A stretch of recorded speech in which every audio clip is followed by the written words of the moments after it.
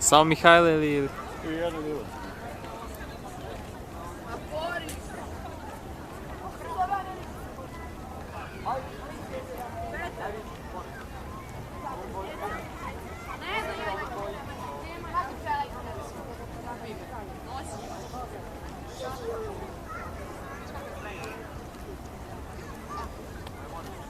Kao što možete vidjeti,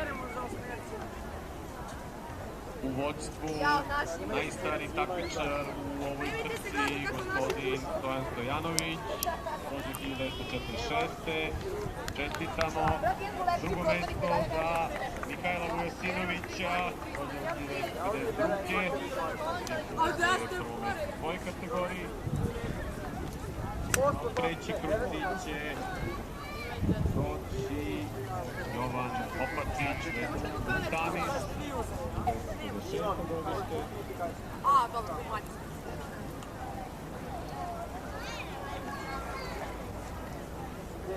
Bude iza, eno ga, brži je pes.